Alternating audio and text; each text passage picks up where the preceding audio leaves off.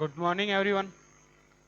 तो बेटा last class के अंदर हम लोगों ने पढ़ा था empirical and chemical formula calculate करना। बराबर है। कैसे इंपेरिकल फॉर्मूला कैलकुलेट करते हैं, कैसे मॉलिक्यूलर फॉर्मूला कैलकुलेट करते हैं, इस चीज के बारे में हम लोग लास्ट क्लास के अंदर पढ़ चुके हैं। आई होप सबने पढ़ लिया होगा।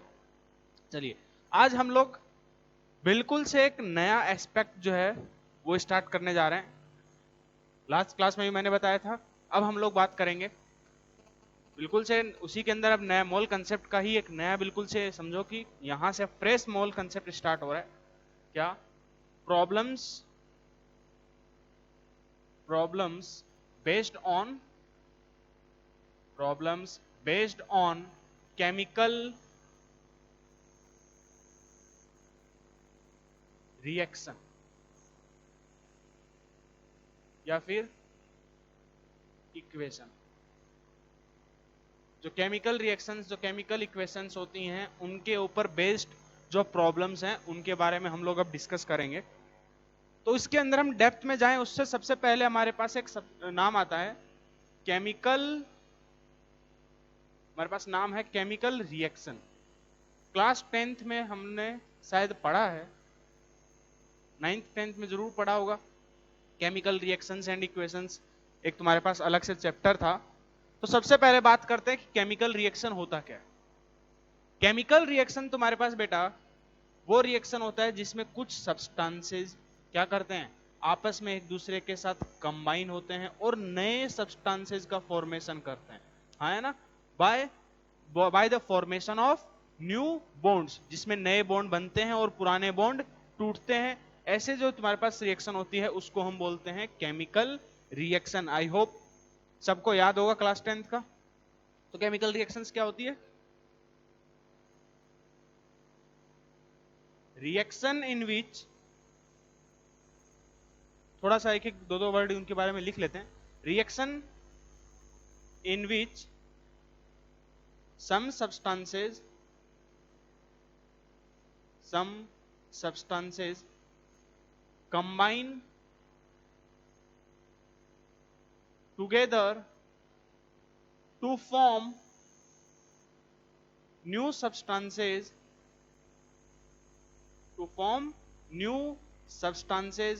by कैसे? By breaking of old bonds. तुम्हारे पास जो पुराने बॉन्ड्स होते हैं वो क्या होते हैं, टूटते हैं और नए बॉन्ड्स का फॉर्मेशन होता है। बाय ब्रेकिंग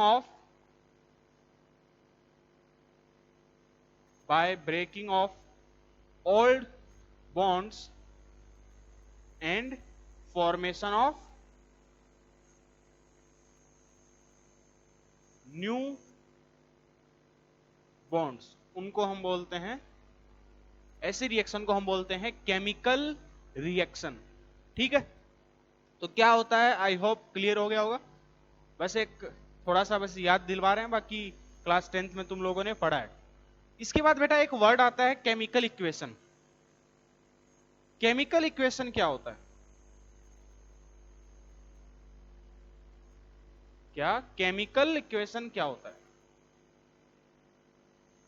तो जैसे देखो तुम्हारे पास जो केमिकल रिएक्शन है जिसमें जो सब्सटेंसेज हैं उनका जो सिंबॉलिक रिप्रेजेंटेशन होता है उसको हम क्या बोलते हैं, chemical equation.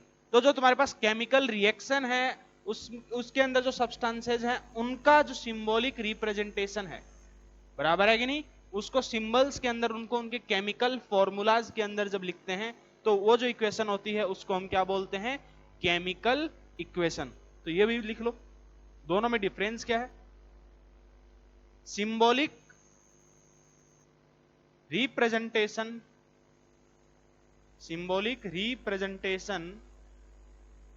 Of A chemical reaction, किसी केमिकल रिएक्शन का जो सिंबॉलिक रिप्रेजेंटेशन होता है उसको हम क्या बोलते हैं, केमिकल इक्वेशन। शॉर्ट फॉर्म में लिख लिया। ठीक है? एक काम करते हैं, लगे हाथ। तुम्हारे पास दो वर्ड आते हैं, एक आता है रिएक्टेंट और एक आता है प्रोडक्ट। उनके बारे में भी देख लेते हैं। रिएक्टेंट्स क्या होते हैं बेटा? रिएक्टेंट्स क्या होते हैं? जो किसी भी केमिकल रिएक्शन में पार्टिसिपेट करते हैं, आया ना, टू फॉर्म न्यू कंपाउंड्स या फिर न्यू सब्सटेंसेस, उनको हम क्या बोलते हैं, रिएक्टेंट्स। तो तुम्हारे पास जो रिएक्टेंट्स क्या होते हैं, विच पार्टिसिपेट्स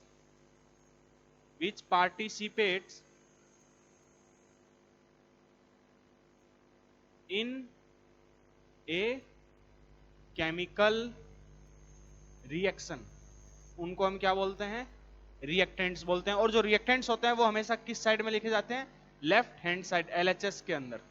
ठीक है, फिर बात करते हैं प्रोडक्ट्स का। तो प्रोडक्ट्स क्या होते हैं, किसी भी केमिकल रिएक्शन का जो एज ए रिजल्ट जो प्रोड्यूस होता है उसको हम क्या बोलते हैं, हम प्रोडक्ट्स बोलते हैं, जो फाइनली प्रोड्यूस होता है। ठीक है, तो प्रोडक्ट्स क्या होंगे, which are produced as a result in a chemical reaction, उनको हम क्या बोलते हैं, प्रोडक्ट्स। बराबर है कि नहीं, आवाज आ रहा है, इन ए केमिकल रिएक्शन। अब जैसे देखिए एग्जांपल से समझते हैं, जैसे मान लीजिए मेरे पास पोटेशियम क्लोरेट है KClO3, बराबर है। KClO3 को जब हम हीट करते हैं तो क्या बनता है बेटा, KCl बनता है, साथ में O2 बनता है। बराबर है कि नहीं, क्या बनता है, KClO3 को जब हम हीट करते हैं तो क्या बनता है, KCl बनता है प्लस O2 बनता है। तो यहां पर KClO3 क्या हो रहा है, रिएक्शन में पार्टिसिपेट कर रहा है। बराबर है कि नहीं, और तो ये रिएक्शन में पार्टिसिपेट कर रहा है, इसका मतलब KClO3 क्या है, एक रिएक्टेंट है।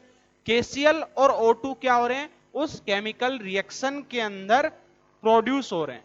बराबर है, तो तुम्हारे पास ये क्या है, दोनों KCl और O2 क्या है बेटा, प्रोडक्ट्स। तो ये क्या है तुम्हारे पास, रिएक्टेंट्स हैं। बराबर है कि नहीं, और ये दोनों क्या है, प्रोडक्ट्स। अच्छा, KClO3 को हम क्या बोलते हैं, पोटेशियम क्लोरेट। क्या, पोटेशियम क्लोरेट। देखो जैसे कि मैंने इसी को वर्ड की फॉर्म में लिखा कि potassium chlorate on heating, potassium chlorate को जब हीट किया तो क्या बना, पोटेशियम क्लोराइड प्लस O2।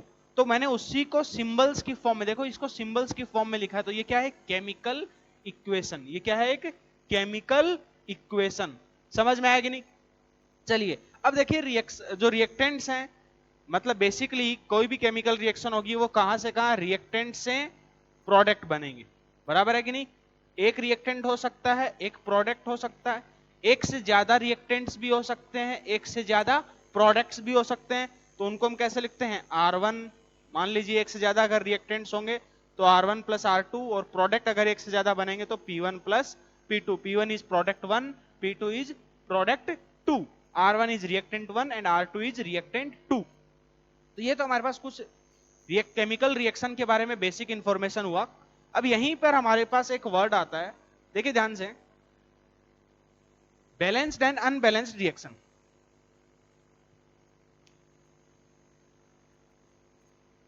देखिए कैसे,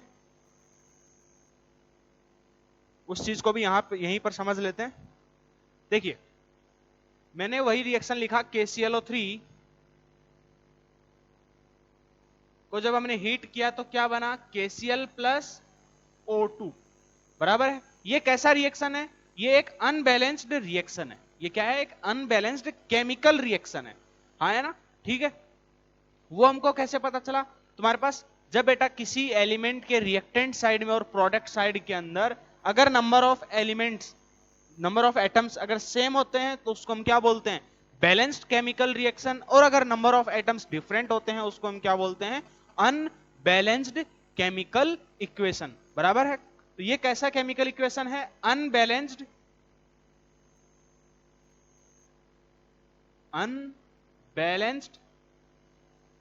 केमिकल इक्वेशन। आई थिंक हर एक ऐसे लैंग्वेज की फॉर्म में लिखवाने की जरूरत नहीं है, तुम्हारे पास सिंपल एक छोटा सा फॉर्म में क्या लिख लोगे, number of atoms of element are different in both sides, दोनों साइड्स में जो तुम्हारे पास एलिमेंट है उसके नंबर ऑफ एटम्स वो क्या होते हैं, डिफरेंट होते हैं। ऐसी केमिकल रिएक्शन को हम क्या बोलते हैं, अनबैलेंस्ड केमिकल इक्वेशन या फिर रिएक्शन। अब मान लीजिए जैसे देखिए मेरे पास पोटेशियम इधर में कितना है, एक, इधर में पोटेशियम एक, क्लोरीन इधर में एक, इधर में क्लोरीन भी एक, इधर में ऑक्सीजन 3 है, इधर में ऑक्सीजन 2 है। तो बेटा बैलेंस कैसे करते हैं, एक तो तुम लोगों ने क्लास 10th में पढ़ा है, बहुत ज्यादा लेंथी तरीका है, और अभी बैलेंसिंग का हम लोग आगे जाकर के पढ़ेंगे भी। तो अभी हम लोग क्या करते हैं, इसको हिट एंड ट्रायल मेथड से बैलेंस करते हैं। कैसे, यहां पर ऑक्सीजन 3 है, यहां पर ऑक्सीजन कितने हैं, 2, तो मैं क्या करूं 3/2 से मल्टीप्लाई कर दूं, सिंपल। तो मैं क्या करूंगा, KClO3 KCl प्लस 3/2 O2 बराबर है। अब देखो कुछ बच्चों के क्वेश्चन दिमाग में आता है, सर आपने 3/2 क्यों किया, पहले मैं क्या करूंगा ऑक्सीजन को बैलेंस किया। अब देखो हम लोग अवॉइड करते हैं कि ये फ्रैक्शन में नंबर ना आए, क्या हम लोग अवॉइड करते हैं ये फ्रैक्शन में नंबर ना आए, इसके लिए मैं क्या करूंगा, इस पूरी की पूरी रिएक्शन को मैं 2 से मल्टीप्लाई कर दूंगा। तो क्या बनेगा 2 KClO3, जैसे ही 2 से मल्टीप्लाई करूंगा क्या बन जाएगा, ये 2 KCl प्लस 3 O2। तो ये क्या है, एक बैलेंस्ड केमिकल इक्वेशन है। ये क्या है, एक बैलेंस्ड केमिकल इक्वेशन है, बराबर है कि नहीं। तो बैलेंस्ड केमिकल इक्वेशन में क्या होगा कि जो एलिमेंट है उसके number of atoms on reactant and product side वो क्या होंगे, सेम होंगे, बराबर है। देखो यहां पर पोटेशियम 2, इधर में भी पोटेशियम 2 है, क्लोरीन यहां पर 2 है और इधर में भी क्लोरीन 2 है, ऑक्सीजन देखो 3 2 जा 6 और इधर में भी 3 2 जा 6। तो यहां पर सारे के सारे जो हर एक एलिमेंट के number of atoms on reactant side and product side क्या है, सेम है, बराबर है। जैसे देखिए एक और लिख लेते हैं, एक और एग्जांपल। जैसे कि हम जानते हैं बेटा नाइट्रोजन प्लस हाइड्रोजन मिलकर के क्या बनाते हैं, अमोनिया, क्या बनाते हैं, अमोनिया, बराबर है। क्लास 10th के अंदर ये बेसिक इक्वेशन हम लोग पढ़े हैं। तो नाइट्रोजन प्लस हाइड्रोजन मिलकर के क्या बनता है, NH3। यहां पर अगर मैं देखूं तो नाइट्रोजन के देखो रिएक्टेंट साइड में कितने एटम्स है बेटा, 2, इधर में 1, बराबर है, डिफरेंट है। हाइड्रोजन के उधर में 2, इधर में 3, हाँ है ना। तो हम क्या करेंगे, क्या करें, तो तुम्हारे पास सिंपल इसको हम क्या करेंगे, ये तुम्हारे पास एक तरह से अनबैलेंस्ड इक्वेशन है, यही है अनबैलेंस्ड इक्वेशन, केमिकल इक्वेशन, इसको बैलेंस करना है। तो मैं क्या करूं, नाइट्रोजन इधर में 2 है, नाइट्रोजन इधर में 2, इधर में नाइट्रोजन 1 है, तो हिट एंड ट्रायल से मैं क्या करूंगा, इसको 2 से मल्टीप्लाई करूंगा। तो देखो N2, तो ये क्या हो गया, हिट एंड ट्रायल से नाइट्रोजन बैलेंस हुआ, नाइट्रोजन बैलेंस हुआ। अब हाइड्रोजन को देखो 3 2 जा 6, तो यहां पे मैं लगा दूंगा 3, तो ये तुम्हारे पास क्या हो गया, बैलेंस्ड केमिकल इक्वेशन। ये क्या हो गया, बैलेंस्ड केमिकल इक्वेशन। समझ में आएगा नहीं। तो सबसे पहले तो केमिकल इक्वेशन क्या होता है उसका मीनिंग समझना बहुत जरूरी है। तो हम लोगों ने ये समझा कि केमिकल इक्वेशन, सॉरी केमिकल जो रिएक्शन होता है वो क्या होती है, जिसमें तुम्हारे पास कुछ सब्सटेंसेस आपस में रिएक्ट करते हैं और नए सब्सटेंसेस का फॉर्मेशन करते हैं, पुराने बॉन्ड्स टूटते हैं, नए बॉन्ड्स का फॉर्मेशन होता है, बराबर है कि नहीं। और फिर जो केमिकल इक्वेशन है, केमिकल इक्वेशन क्या होता है, जो रिएक्टेंट्स या फिर प्रोडक्ट्स पार्टिसिपेट कर रहे हैं उनका सिंबॉलिक रिप्रेजेंटेशन, हाँ है ना। ये बहुत बिल्कुल से बेसिक चीज था। अब हमारे पास वो भी जो रिएक्शन है, केमिकल इक्वेशन जो है वो तुम्हारे पास 2 टाइप की, एक अनबैलेंस्ड और एक balanced chemical equation. Unbalanced chemical equation के अंदर जो नंबर ऑफ एटम्स हैं रिएक्टेंट साइड में और प्रोडक्ट साइड में वो क्या है, डिफरेंट, बराबर है कि नहीं। अनबैलेंस्ड केमिकल इक्वेशन में रिएक्टेंट साइड में और प्रोडक्ट साइड के अंदर तुम्हारे पास किसी एलिमेंट के जो नंबर ऑफ एटम्स हैं वो डिफरेंट होंगे, बराबर है। और तुम्हारे पास बैलेंस्ड केमिकल इक्वेशन में वो क्या होते हैं, सेम होते हैं। ये डिफरेंस पता होना चाहिए। अब यहां पर हमारे पास बेटा देखिए यह जो हमने यहां पर लिखा 2 KClO3 कन्वर्टिंग इनटू, इसको हम कैसे पढ़ेंगे कि 2 KClO3 converting into 2 KCl plus 3 O2। अब यहां पर ये जो सिंबल है आगे 2, यहां पर 2 और ये 3, ये बैलेंस्ड केमिकल इक्वेशन के अंदर ये जो 2 और 3 है, ये किस चीज को रिप्रेजेंट कर रहे हैं? ये उनके मोल्स को रिप्रेजेंट कर रहे हैं। बराबर है कि नहीं? ये क्या है? उनके मोल्स हैं जिसमें वो रिएक्ट कर रहे हैं और प्रोडक्ट्स का फॉर्मेशन हो रहा है। कैसे पढ़ेंगे इस केमिकल रिएक्शन को हम लोग? कि 2 मोल KClO3 रिएक्ट करके क्या बना रहा है? 2 मोल KCl बना रहा है और 3 मोल ऑक्सीजन, 3 मोल O2 का फॉर्मेशन कर रहा है। समझ में आया कि नहीं? यहां पर तुमको मास में नहीं सोचना है। क्या? मास में नहीं सोचना है। बच्चे यही गलती करते हैं। तुमको क्या सोचना है? ये कि 2 मोल KClO3, ये जो आगे वर्ड लिखा है इसका मतलब क्या है? 2 मोल KClO3 वो किस में कन्वर्ट हो रहे हैं? 2 मोल KCl में और 3 मोल O2 में। समझे क्या? ऐसे देखो, ये नीचे वाली जो रिएक्शन है इसका मतलब क्या है यहां पर? कि 1 मोल N2, 1 मोल नाइट्रोजन कितने मोल नाइट्रोजन हाइड्रोजन के साथ रिएक्ट कर रहा है? 3 मोल हाइड्रोजन के साथ रिएक्ट करता है और 2 मोल अमोनिया का फॉर्मेशन होता है। तो ये हमारे पास इसके अंदर ये जो आगे जो कॉफिशिएंट लिखे हुए हैं उन रिएक्टेंट्स के आगे और प्रोडक्ट्स के आगे, समझे कि नहीं? ये किस चीज को बताते हैं? कि ये उनके मोल रेशियो को बताते हैं, मोलर रेशियो को बताते हैं, और इन्हीं को हम बोलते हैं स्टोइशियोमेट्रिक कॉफिशिएंट। समझे कि नहीं? देखो, अब तुम्हारे पास बिल्कुल से नया वर्ड आता है, स्टोइशियोमेट्रिक कॉफिशिएंट। काम करते हैं, इधर लिख देते हैं।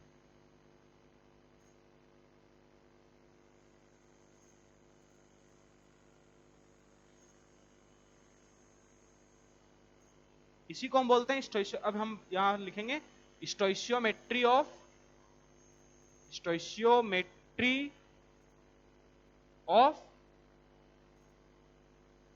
इक्वेशन 1, 3, 2। ये क्या है? Stoichiometry of equation. मतलब अब तुम्हारे पास उनके जो कॉफिशिएंट हैं रिएक्टेंट्स और प्रोडक्ट के जो बैलेंस्ड केमिकल इक्वेशन में जो रेस्पेक्टिव कॉफिशिएंट हैं उनको हम क्या बोलेंगे? स्टोइशियोमेट्रिक कॉफिशिएंट। कुछ लोग इनको इसको स्टोइशियोमेट्री बोलते हैं, कोई स्टोइशियोमेट्री बोलते हैं। जैसा आपको बोलना हो, आपकी इच्छा, आपकी अंग्रेजी। ठीक है? तो स्टोइशियोमेट्रिक कॉफिशिएंट क्या होते हैं? ये तुम्हारे पास जो कॉफिशिएंट, ये क्या होते हैं? कॉफिशिएंट्स तुम्हारे पास ऑफ रिएक्टेंट्स एंड प्रोडक्ट्स। जो रिएक्टेंट्स और जो प्रोडक्ट्स हैं इन ए बैलेंस्ड केमिकल इक्वेशन, वो भी किसके अंदर? एक बैलेंस्ड केमिकल इक्वेशन के अंदर उनके जो रेस्पेक्टिव कॉफिशिएंट्स होते हैं उनको हम बोलते हैं स्टोइशियोमेट्रिक coefficient in a balanced chemical equation. ठीक है? अब देखिए, ऐसे क्यों इसके ऊपर अब क्वेश्चंस कैसे आते हैं? अब हमारे को यहां पर जो भी क्वेश्चंस आते हैं मैक्सिमम, अभी तक हम लोगों ने मोल कंसेप्ट पढ़ा, मोल निकालना सीखा, मास दिया है तो मोल कैसे निकालना है, नंबर ऑफ एटम्स दिया है तो मोल्स कैसे निकालना है, गैसेज के लिए वॉल्यूम दिया रहेगा तो मोल्स कैसे निकालना है, प्रेशर वगैरह सब कुछ दिया रहता है। तो हम लोगों ने मोल्स के बारे में बेसिक सीखा था। अब उसका यूज यहां पर हमको ये ऐसे कैसे करना है उस चीज को समझना है। तो देखिए, यहां पर अभी जो मैंने बताया कि उनके जो कॉफिशिएंट हैं, तो देखो जैसे कि मैं इसी इक्वेशन को, मैं बैलेंस्ड इक्वेशन को फिर से लिखता हूं।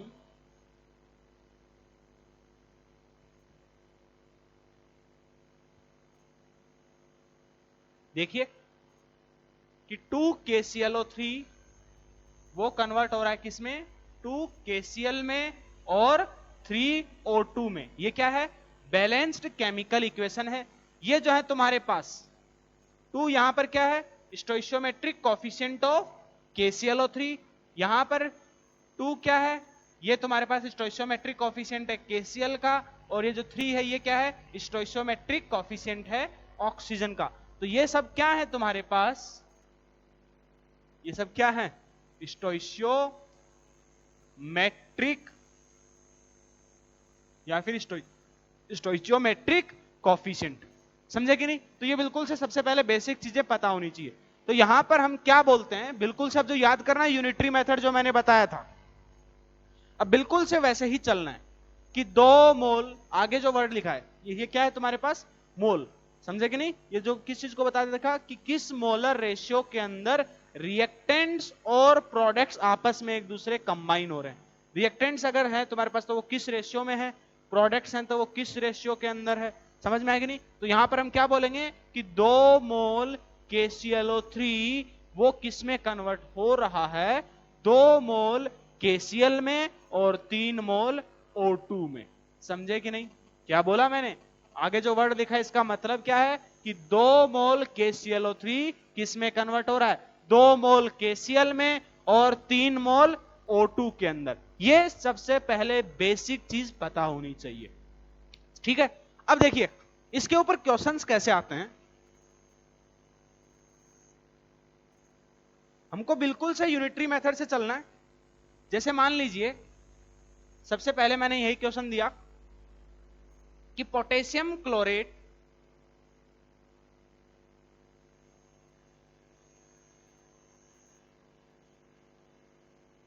जो 122.5 क्वेश्चन है तुम्हारे पास, 120, देखिए क्वेश्चंस के थ्रू समझते हैं।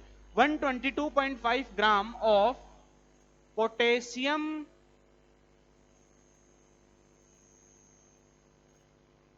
क्लोरेट on heating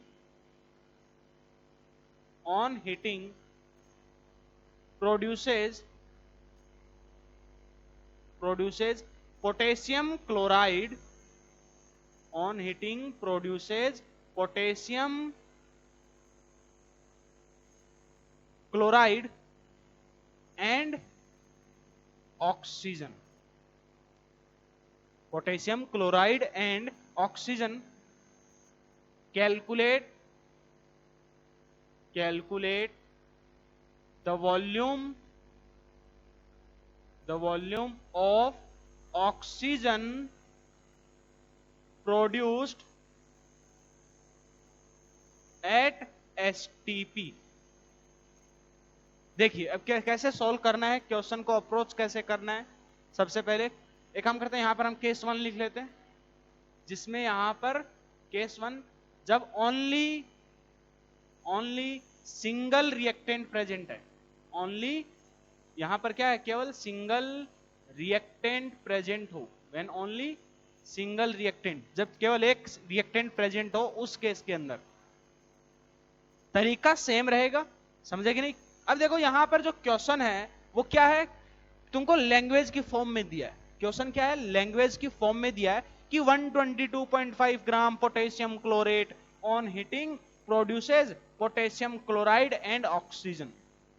अब तुमको उसको इक्वेशन की फॉर्म में लिखना पड़ेगा। ये बेसिक फॉर्मूले तुमको पता होना चाहिए कि पोटेशियम क्लोरेट किसको बोलते हैं, KClO3 पोटेशियम क्लोरेट होता है।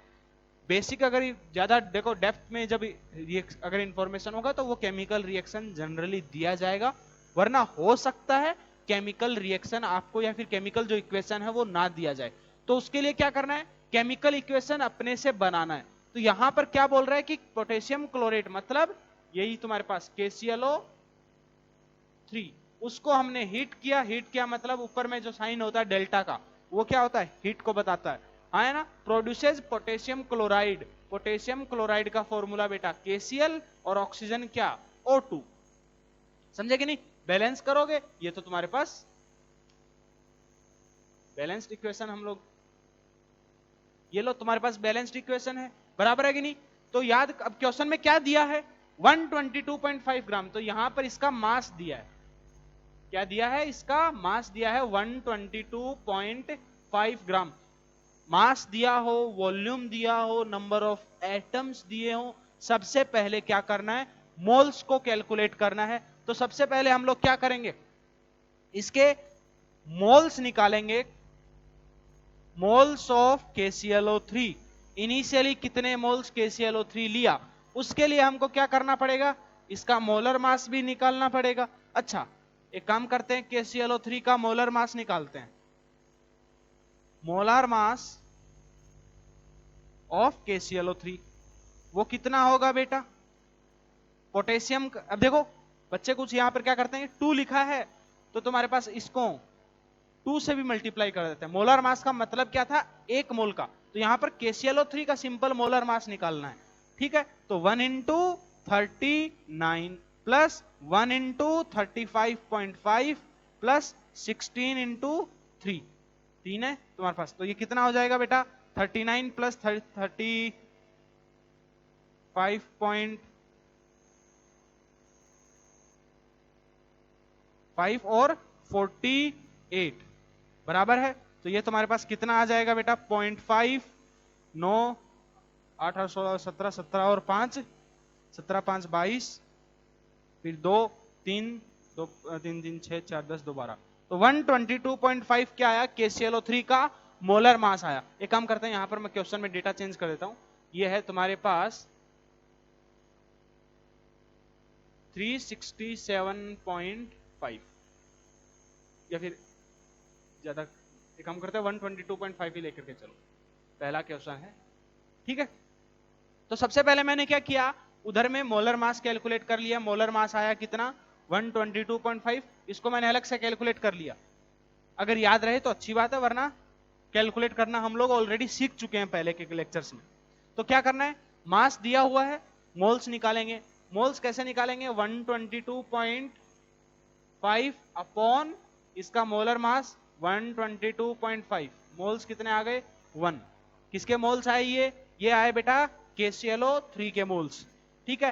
पूछा क्या है? Volume of oxygen produced. तो देखो इस केमिकल इक्वेशन को कैसे सोचोगे, थॉट प्रोसेस इंपॉर्टेंट है। इसके 2 मोल्स हैं, जिसके बारे में पूछा है उसको ध्यान से घूरो। यहां पे घूरोगे तो क्या है? ऑक्सीजन यहां पर है। तो इसके 2 मोल्स हैं, ऑक्सीजन के कितने मोल बनते हैं? 3 मोल। यूनिटरी मेथड से यही समझोगे कि 2 मोल है तो उससे कितने मोल बनते हैं? 3 मोल। तो 1 मोल से कितने बनेंगे? 3/2। और हमारे पास मोल्स कितने हैं? 1। ये लो, तो इसके ऑक्सीजन के कितने मोल्स बने? 1.5। समझे क्या? फिर से बोल रहा हूं, ये चीज तुम्हारे पास कई बच्चों को नहीं समझ में आती है। कैसे करना है? इसके 2 यूनिटरी मेथड में, बार बार यही बोलता हूं, मोल कंसेप्ट मतलब यूनिटरी मेथड है, उसके अलावा कुछ भी नहीं है। इसके 2 मोल से इसके 3 मोल बनते हैं। क्या? इसके 2 मोल KClO3 से इसके 3 मोल बनते हैं। तो ऐसे लिख सकते हो साइड में, शुरुआत में समझने के लिए, कि 2 मोल से कितने मोल बनते हैं? 3 मोल। तो 1 मोल से कितने बनेंगे? 3/2। और यहां पर नंबर ऑफ मोल्स कितने हैं? एक काम करते हैं, इसको थोड़ा चेंज कर ही देते हैं ताकि थोड़ा सा समझ में आए ये पहले चीज।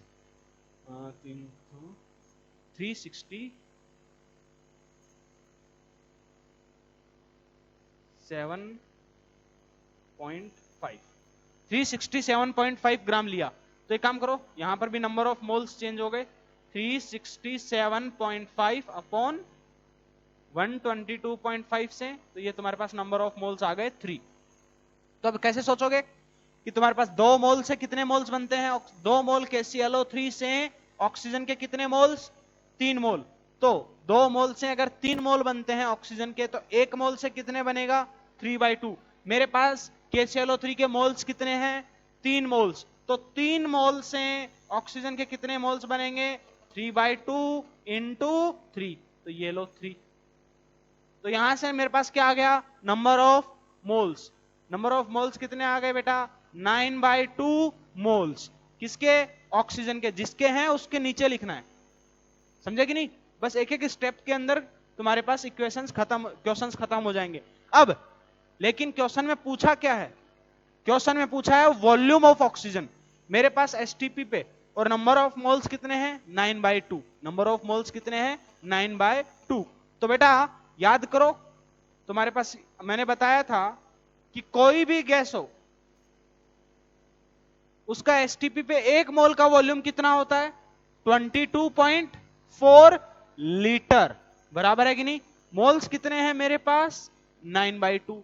तो 9/2 मोल्स की वॉल्यूम कितनी हो जाएगी? 9/2 इंटू 22.4 मतलब 9 इंटू 11.2 लीटर, बराबर है। तो ये तुम्हारे पास आंसर आ गया। तो केमिकल इक्वेशंस के अंदर तुम्हारे पास जो ये कोफिशिएंट्स होते हैं उनका रोल क्या है ये समझना जरूरी है, समझे कि नहीं। ऐसे तुम्हारे पास क्वेश्चंस आएंगे लैंग्वेज की फॉर्म में, पता भी नहीं चलेगा, हवा भी नहीं लगेगी अगर ये तुमको बेसिक चीज नहीं पता है। और मैंने जो बोला कि यूनिटरी मेथड है, बिल्कुल उसी से चलो। करने को देखो बहुत कुछ है, कैसे लोग इसको ऐसे भी बताते हैं, देखो कैसे कि हम क्या बोलेंगे कि तुम्हारे पास दोनों किस आपस में KClO3 KCl और ऑक्सीजन किस रेशियो में कंबाइन कर रहे हैं, 2:2:3, बराबर है। तो इसको मैं ऐसे भी लिख सकता हूं कि N of KClO3 अपॉन 2 तुम्हारे पास वो किसके बराबर होने चाहिए, N of KCl by 2 equals to N of O2 by 3, बराबर है। लेकिन इससे जो क्वेश्चन है वो तुम्हारा लंबा हो जाएगा। जैसे देखिए कोई बोलेगा सर कैसे किया, पता नहीं चला। कॉफिशिएंट है तुम्हारे पास, मैंने क्या कर दिया, सबको उनके रेस्पेक्टिव नंबर से मैं डिवाइड करूंगा। ये जो बताया मैंने ये क्या होता है, कॉफिशिएंट क्या होते हैं, मोलर रेशियो, किस मोल्स के अंदर वो आपस में कंबाइन कर रहे हैं उसी रेशियो को बोलते हैं, ठीक है। तो मैंने उनको देखो सबको 1:1:1 के रेशियो में मैंने अगर किया तो क्या कर दिया, कॉफिशिएंट से डिवाइड कर दिया, समझे कि नहीं। तो देखो N of KClO3 कितने थे, 3 मोल्स, 3/2 ये निकालना है। तो क्या करोगे, 3/2 equals to N of O2 by 3, तो कितना हो जाएगा N of O2, सिंपल उधर में 9/2।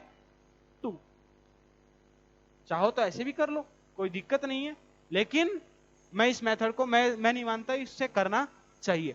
बेसिक बिल्कुल से नीड टू बेसिक्स, तुम्हारे पास बेसिक्स को जानना जरूरी है, उसी के ऊपर उसी से अगर चलोगे तो तुम्हारे मैक्सिमम क्वेश्चंस सही होंगे। करने को इसमें भी कोई गलत नहीं, ऐसा नहीं है कि गलत इससे भी आएगा। तुमको मोल्स तो सब में हर बार निकालने हैं, क्या सबसे पहले तुमको मोल्स निकालने हैं और उसके बाद बैलेंस्ड अगर इक्वेशन है क्या करोगे, सिंपल, इसके 2 हैं इसका 3, तो इसका देखो जिसका निकालना है उसका कोफिशिएंट ऊपर में और जिससे निकालना है उसका कोफिशिएंट नीचे में, और उसके कितने मोल्स थे, 3 मोल्स, 9/2, बिल्कुल से आसान है, समझे कि नहीं। चलिए एक काम करते हैं, एक और क्वेश्चन करते हैं, नेक्स्ट क्वेश्चन के थ्रू समझते हैं, फटाफट इसको नोट करो।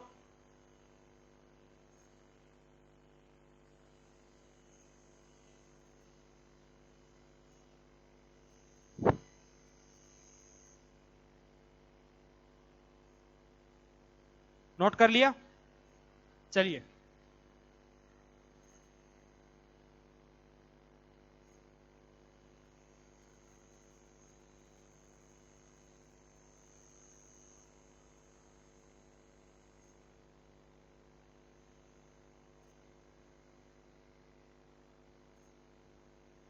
देखिए कैसे, जैसे मान लीजिए एक और मैं क्वेश्चन देता हूं, 1 kg of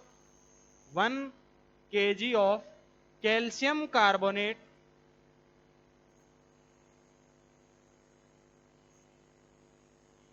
of calcium carbonate is heated, 1 kg of calcium carbonate is heated, calculate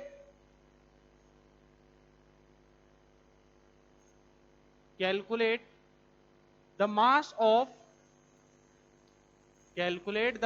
of oxygen liberated and residue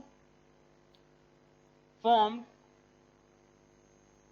at STP। अब इस टाइप से तुम्हारे पास लैंग्वेज की फॉर्म में अभी क्वेश्चन दिया है। अब देखो कैल्शियम कार्ब ऐसे अगर लैंग्वेज की फॉर्म में दिया है तो हो सकता है तुमको केमिकल इक्वेशन दी जाए, अगर केमिकल इक्वेशन नहीं दी है तो केमिकल इक्वेशन को बनाना खुद से सोचना पड़ेगा, ये थॉट प्रोसेस जनरेट करना पड़ेगा। तो देखो कैल्शियम कार्बोनेट क्या दिखा है कि कैल्शियम कार्बोनेट को हमने हीट किया, कैल्शियम कार्बोनेट का फॉर्मूला क्या होता है, CaCO3। इनकी जो फेज है, सॉलिड है, लिक्विड है, गैस है, वो लिखना चाहो तो लिख लो, नहीं लिखोगे तब भी काम चलेगा। क्या बोला है, जब हमने इसको हीट किया तो बोल रहा है अब देखो हीट करेंगे तो सॉरी ऑक्सीजन नहीं, mass of carbon dioxide, mass of CO2, mass of CO2 liberated CO2 बनेगा। तो तुम्हारे पास CO2 क्वेश्चन में दिया है, CO2 बना, तो पीछे कौन रहा, CaO, उसका ऑक्साइड। ठीक है, इसी को बोलते हैं heating effect of calcium carbonate. Heat कर रहे हैं तो तुम्हारे पास उससे आगे जाकर के पढ़ेंगे हम लोग केमिस्ट्री में कि तुम्हारे पास इसी को हम क्या बोलते हैं, heating effect of calcium carbonate. तो ये पूछा है इसका कितना मास बना। ठीक है, क्वेश्चन में दिया क्या है information, 1 kg of calcium carbonate. तो इनिशियली क्या दिया है, इसका मास दिया है, वो कितना है 1 kg, मतलब ग्राम्स के अंदर कितना, 1000 ग्राम, 1000 ग्राम।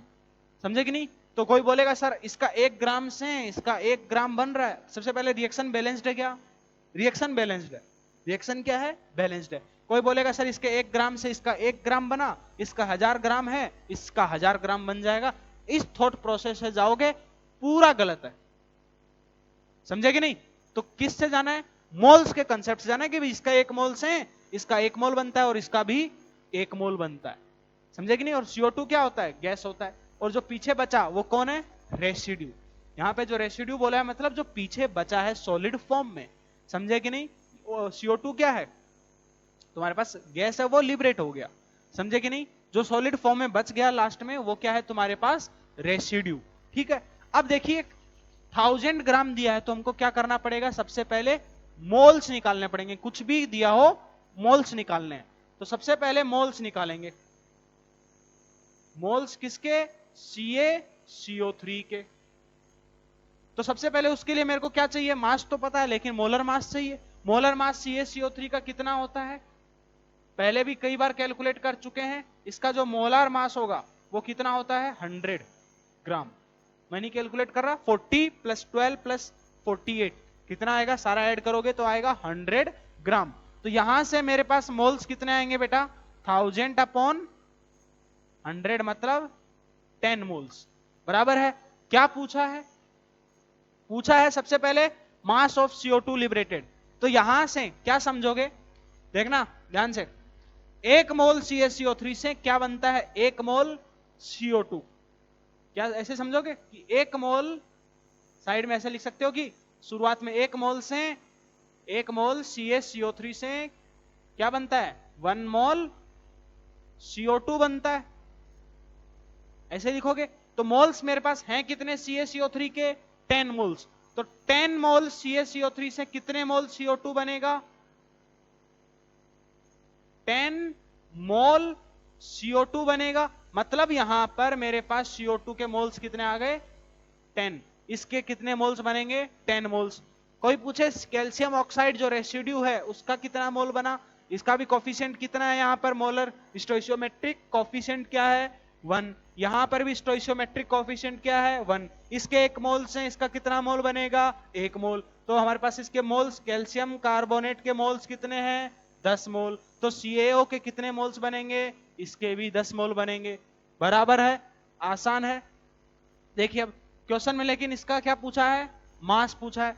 तो मास ऑफ CO2 फॉर्म्ड या लिबरेटेड, जो तुम्हारे पास दोनों एक ही बात है, क्या हो जाएगा, उसके मोल्स पता है मेरे को, किसके, CO2 के। तो मास निकालने के लिए क्या करूंगा, उसके मोलर मास से मल्टीप्लाई, किसके, CO2 के मोलर मास से। तो CO2 का मोलर मास कितना होता है, 44, मतलब 440 ग्राम CO2 इज फॉर्म्ड। समझे कि नहीं। ऐसे ही मास पूछा है इसके लिए भी, समझे कि नहीं। तो मास क्या हो जाएगा इसका, 10 मास ऑफ, ये क्या, CaO। तो 10 इंटू इसका CaO का मोलर मास, वो कितना होगा बेटा, 40 + 16 56। तो तुम्हारे पास 56। तो ये क्या आ जाएगा, 560 ग्राम। कौन, CaO। समझे क्या, बिल्कुल से बेसिक है। अच्छा, यहां पर CO2 गैस था, क्वेश्चन में तुमको यह भी बोल देता, also calculate the volume of CO2 liberated at STP, formed at STP बोला, आगे इसी को मैंने चलो एक्सटेंड कर दिया। ऑल्सो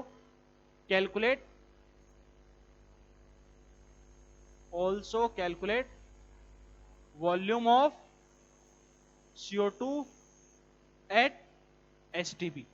ठीक है, इसी को मैंने आगे एक्सटेंड कर दिया। तो मेरे पास मोल्स तो आ चुके थे।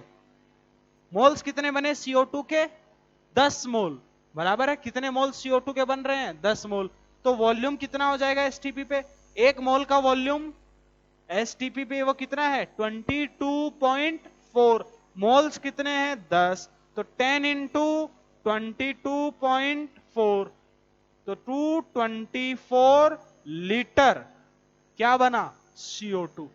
समझे कि नहीं? बोलो। इस टाइप के बेसिक क्वेश्चंस पूछे जाएंगे, इनमें कैसे लगाना है।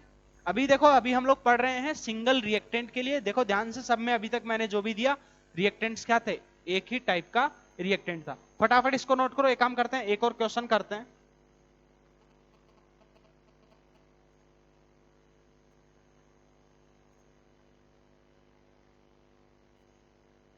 बिठा दूं? चलिए देखिए, तो बेसिक समझना जरूरी है। जो मैंने बोला यूनिटरी मेथड, मैं बार बार वही बात बोल रहा हूं। उसके अलावा मोल कंसेप्ट के अंदर कुछ नहीं आता है। हजार तरीके से जाओगे पूरे कंफ्यूज हो जाओगे। बेसिक यूनिटरी मेथड से अगर जाओगे तो तुम्हारे पास कंफ्यूजन नहीं होगा। यूनिटरी मेथड मतलब मोल कंसेप्ट, बस। मैं तो इतना ही समझता हूं, बाकी आपकी इच्छा। समझदार हो, समझदार के लिए इशारा काफी होता है। चलिए देखिए, मान लीजिए क्वेश्चन है तुम्हारे पास कि 3A ऐसे कोई गैसियस सब्सटेंसेस सब के सब, उससे क्या बन रहा है? 2B plus 5C। कैलकुलेट, मान लीजिए बैलेंस करके मैंने रिएक्शन दिया है, ABC कोई भी तुम्हारे पास रिएक्टेंट या प्रोडक्ट हो सकते हैं। ठीक है, calculate the moles of A required to form 7 moles of C। Basic question है। क्वेश्चन क्या है कि तुम्हारे पास एक रिएक्शन मैंने लिख के दिया, समझे कि नहीं, कि 3A converting into 2B plus 5C। बोला है कि मोल्स A के कितने मोल्स चाहिए ताकि C के 7 मोल बने। इस बार क्या हुआ? उल्टा है। इस बार क्या है? प्रोडक्ट्स के मोल दिए। कोई बात नहीं, बेसिक यूनिटरी मेथड पे तुम्हारा काम बस यूनिटरी मेथड पे अटके रहना है। वो क्या? 2B plus 5C। इसके कितने मोल्स चाहिए? मान लेते हैं X मोल चाहिए। मान सकते हैं कि नहीं? और क्वेश्चन में दिया इसके कितने मोल्स बन रहे हैं? 7 मोल्स। समझना, क्या है तुम्हारे पास रिएक्शन, इसके X मोल्स मान लेते हैं, X ही निकालना है हमको। बराबर है कि नहीं? तो इसके 3 मोल्स हैं, C के कितने मोल बनते हैं? 5 मोल। इसके 3 मोल्स हैं, C के कितने मोल्स बनते हैं? 5 मोल। तो देखो 3 मोल से C के कितने मोल्स बन रहे हैं? 3 मोल A से 5 मोल्स C के बनते हैं।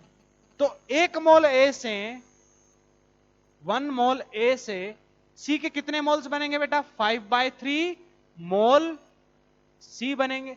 तो लेकिन मेरे को, या फिर मैं ऐसे उल्टा है, सॉरी, हाँ सही जा रहे। क्या 3 मोल A बनता है? 3 मोल A से क्या बनता है? 5 मोल C। तो तुम्हारे पास 1 मोल A से C के कितने मोल्स बनेंगे? 5/3 मोल ऑफ C। और मेरे पास A के कितने मोल्स हैं? मैंने कितना माना? X माना। तो X मोल A से C के कितने मोल्स बनेंगे बेटा? 5/3 इंटू X। बराबर है, इसके कितने मोल्स बनेंगे? 5/3 इंटू 5/3x। और ये किसके बराबर होने चाहिए? 7 मोल्स, क्योंकि 7 मोल्स ही बनाने हैं। तो इक्वल्स टू 7। तो यहां से x निकाल लो। तो 7 3 जा 21/5, मतलब 21/5, इतना ही छोड़ देता है। ठीक है, तो A के कितने मोल्स रिक्वायर्ड होंगे? सी के 7 मोल बनाने के लिए 21/5 moles of A R required. समझे क्या? बिल्कुल से बेसिक है, यूनिटरी मेथड ही लगाया मैंने। उसके जिसका बोला है उसका एक्स मान लिया, रिएक्टेंट का एक्स मोल्स 3 मोल से, उसके कॉफिशिएंट से बस मैं गया। समझे कि नहीं? मैं कॉफिशिएंट से गया, और जो कॉफिशिएंट है वो क्या है? Molar ratio. समझे कि नहीं? और उन्हीं को हम बोलते हैं स्टोइचियोमेट्रिक रेशियो। ठीक है। और तुमको अगर ज्यादा तुमको दिमाग लगवाना है तो क्या बोल देगा? बताओ बी के कितने, अगर सी के 7 मोल बनते हैं तो बी के कितने मोल बनेंगे? तो बेटा ध्यान से देखना, अगर 2 मोल बी बनता है तो बी सी के कितने मोल्स बनते हैं? 2 मोल बी अगर बनता है तो सी के कितने मोल्स बनते हैं? 5 मोल। आया ना? तो इसके अगर सी का 1 मोल बनता है तो इसका कितना मोल बनेगा? 2/5 इसका कोफिशिएंट अपॉन इसका कोफिशिएंट। और सी के मोल्स कितने हैं? 7। तो बी के कितने मोल्स बनेंगे उस टाइम पे? 14/5। समझे कि नहीं? क्या किया? इसके 5 मोल बनते हैं जब इसका इसका 2 मोल बनता है। है ना? तो इसका 1 मोल बनेगा तो इसके कितने मोल बनेंगे? 2/5। बिल्कुल यूनिटरी मेथड है। 2/5 तो इसके 7 मोल बनेंगे तो इसके कितने मोल बनेंगे? इंटू 7 कर दिया, 14/5। तो ये था तुम्हारे पास बेसिक यूनिटरी मेथड से एक टाइप के अगर रिएक्टेंट्स हैं तो उनके बारे में पूछ सकता है। समझे कि नहीं? जैसे मान लीजिए मैं एक और क्वेश्चन देता हूं, फटाफट इसको नोट करो।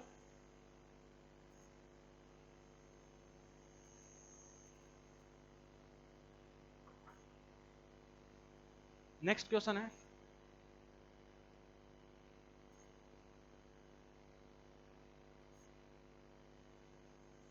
अच्छा चलिए और चीज समझ लेते हैं।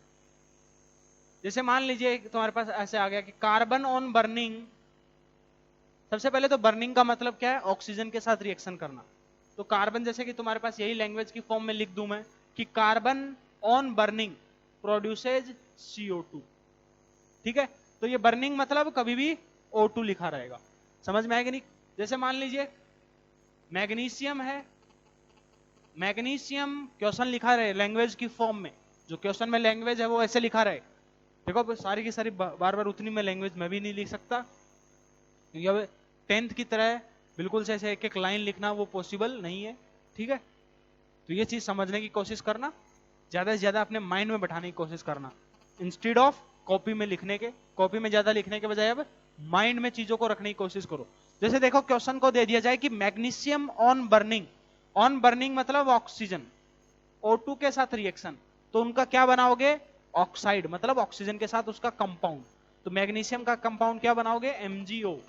आई होप वैलेंसी से तुम लोग फॉर्मूला बनाने जानते हो। ठीक है?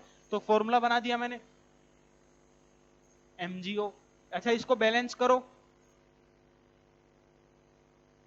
ऊपर वाला रिएक्शन तो ऑलरेडी बैलेंस्ड है, नीचे वाले रिएक्शन को बैलेंस करोगे तो यहां पर मैग्नीशियम है, ये O2 है, ये MgO है। मैग्नीशियम 1, इधर में 1 ऑक्सीजन, इधर में 1, उधर में 2, ये लो मैंने 2 कर दिया। तो मैग्नीशियम को भी लिखना पड़ेगा, तो ये लो 2 MgO। तो क्या होगा? क्वेश्चन क्या आ गया कि 2 magnesium on burning produces MgO। मान लो ऐसे ही ऐसे होता तुम्हारे पास एल्यूमिनियम, एल्यूमिनियम ऑन बर्निंग, तो उसको जैसे ही बर्न करोगे तो क्या करोगे? उसका ऑक्साइड बनाओगे। एल्यूमिनियम का जो ऑक्साइड होता है वो क्या होता है? Al2O3। फॉर्मूला शायद बनाना तुम लोग जानते हो, क्लास 10th में पढ़ा होगा कि एल्यूमिनियम है उसका वैलेंसी कितना होता है? 3, ऑक्सीजन का वैलेंसी कितना? 2, क्रॉस मल्टीप्लाई किया, फॉर्मूला क्या बन गया? Al2O3। ऐसे ही मैग्नीशियम के केस में भी यही था, मैग्नीशियम ऑक्सीजन, इसका वैलेंसी भी 2, इसका वैलेंसी भी 2, क्रॉस दोनों सिंपल 1:1 क्रॉस मल्टीप्लाई मैंने कर दिया, तो फॉर्मूला क्या बन गया? MgO। समझे कि नहीं? हो सकता है कुछ बच्चे अब सब कुछ उड़ गया हो 10th का, उसके लिए बता दिया मैंने। अब रिएक्शन को बैलेंस करो, तो देखो सबसे पहले एल्यूमिनियम, सॉरी ऑक्सीजन के लिए देखते हैं यहां पर। तो देखो 3 oxygen hit and trial method से करेंगे, इधर में 2, तो क्या करें? इसको मैंने 2 लगा दिया तो ये हो गया 4, सॉरी उल्टा कर दिया, इधर में लगाया 2 तो इधर में हो गया 4। समझे? अब ऑक्सीजन देखो 3 2 6, तो इधर में लगा दिया मैंने 3, हिट एंड ट्रायल। ये बिल्कुल से हिट एंड ट्रायल तरीके से है तुम्हारे पास, बाकी समझदार तुम भी हो, ठीक है। अब देखिए तुम्हारे पास ये क्या हो गया, aluminium on burning produces Al2O3। Burning मतलब क्या है, सिंपल ऑक्सीजन के साथ रिएक्शन, क्योंकि क्वेश्चंस में ये लैंग्वेज यूज की जाएगी, क्वेश्चंस में यही लैंग्वेज यूज होगा कि aluminium on burning with oxygen तुम्हारे पास प्रोड्यूसेज, जितना जितना कुछ भी बोल दिया जाएगा, ठीक है। जैसे मान लीजिए एक और बोलूं मैं कि CH4 है, CH4 क्या होता है, मीथेन, उसको बर्न कर रहे हैं, बर्न करेंगे मतलब ऑक्सीजन के साथ रिएक्शन। तो क्या बोला मैंने, बर्निंग मतलब ऑक्सीजन के साथ रिएक्शन, ठीक है। अब क्या बनाओगे, प्रोडक्ट बनाओगे, तो क्या करोगे, उसका ऑक्सीजन के साथ कंपाउंड, तो कार्बन का ऑक्सीजन के साथ ऑक्साइड CO2 और हाइड्रोजन का H2O, ये लो, ठीक है। अब बैलेंस करो रिएक्शन को, उधर में कार्बन एक, इधर में कार्बन एक, ऑक्सीजन, ऑक्सीजन को सबसे लास्ट में बैलेंस करेंगे, ऑक्सीजन को सबसे लास्ट में बैलेंस करेंगे, हाइड्रोजन इधर में 4, इधर में हाइड्रोजन 2, ये लगो 2 लगा दिया मैंने। ऑक्सीजन देखो अभी प्रोडक्ट साइड में ऑक्सीजन कितने हैं, 2 इधर और 2 इधर, 4 ऑक्सीजन, तो ये क्या कर दिया 2O2, तो ये हो गया तुम्हारे पास मीथेन ऑन बर्निंग क्या बना रहा है, CO2 प्लस H2O, ठीक है। CO2 क्या होता है, गैस होता है, और H2O तुम्हारे पास नॉर्मल टेम्परेचर पे क्या होता है, लिक्विड होता है, हाँ या ना। जैसे देखो एक और मान लीजिए, जैसे C3H8 उसको बर्न किया O2 के साथ, तो क्या बनाओगे, कार्बन का ऑक्सीजन के साथ CO2, ठीक है, साथ में हाइड्रोजन का ऑक्सीजन के साथ H2O, समझे क्या। अब क्या करो, रिएक्शन को बैलेंस करो, तो रिएक्शन को बैलेंस करोगे तो तुम्हारे पास यहां पर कार्बन 3, इधर में कार्बन 1, ये लो 3 कार्बन, समझे क्या। हाइड्रोजन देखो, हाइड्रोजन इधर रिएक्टेंट साइड में 8 हाइड्रोजन, प्रोडक्ट साइड में अभी 2 हैं तो 4 लगा दिया, समझे कि नहीं। ऑक्सीजन अब लास्ट में, तो प्रोडक्ट साइड में ऑक्सीजन अभी कितने हैं, 3 to the 6 प्लस 4 कितने, 10 ऑक्सीजन, तो यहां पर ऑक्सीजन के बैलेंस करने के लिए क्या कर दिया 5O2, ठीक है। चलो एक और लास्ट लिख लेते हैं, जैसे मान लीजिए C4H10 है ऑन बर्निंग, बर्निंग मतलब ऑक्सीजन के साथ रिएक्शन, तो क्या बनाओगे, कार्बन का ऑक्सीजन के साथ CO2 और हाइड्रोजन का ऑक्सीजन के साथ H2O, समझे कि नहीं। नॉर्मल टेम्परेचर पे ये क्या लिक्विड और ये क्या CO2 गैस होगा।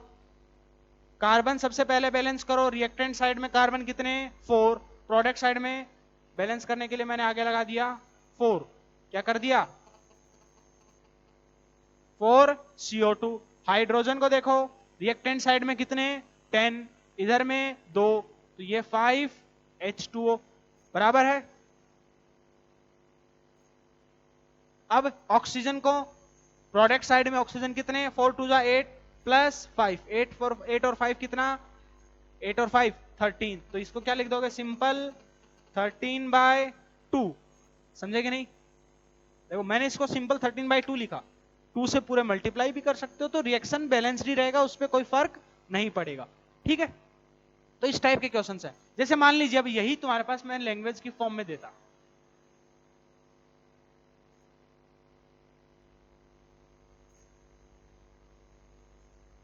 $52 ग्राम ऑफ एल्यूमिनियम, नहीं सर ये काम करते हैं, इसको सिंगल रिएक्टेंट वाले पहले कर लेते हैं।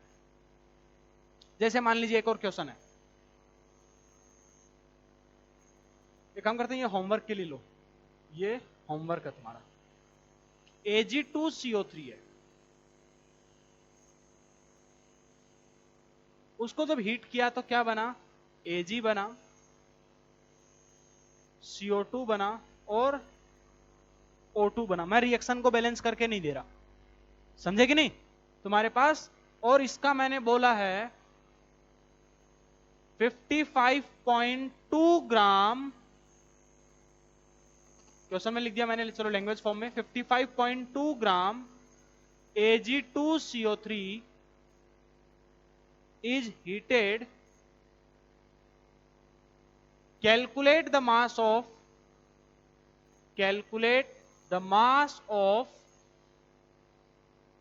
the residue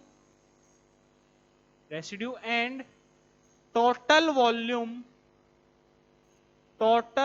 volume of gases produced at STP. ठीक है, तुम्हारे पास एजी के लिए चलो एक काम करते हैं, एटॉमिक मास में दे देता हूं। एजी का एटॉमिक मास कितना होता है? 108 लेकर के चलना है। ठीक है, तो ये क्वेश्चन है तुम्हारे लिए, होमवर्क में रहेगा, सिंगल रिएक्टेंट वाला क्वेश्चन है। ठीक है, क्या क्वेश्चन में मैंने रिएक्शन जो है वो भी बैलेंस दिया है। ओके, Ag2CO3 का इसने दिया है क्वेश्चन में मास, पूछा है रेसिड्यू कौन? सॉलिड, जो पीछे बचा Ag सॉलिड, सिल्वर, Ag क्या होता है? सिल्वर, वो सॉलिड। और वॉल्यूम ऑफ गैसेस, वॉल्यूम कौन है? CO2 भी है और O2 भी है। रिएक्शन बैलेंस करके नहीं दिया है, अपने से बैलेंस करोगे, समझे कि नहीं? तो ये क्वेश्चन तुम्हारे लिए होमवर्क रहेगा। आज की क्लास में हम इतना ही पढ़ते हैं, अगली क्लास में आगे यहीं से कंटिन्यू करेंगे।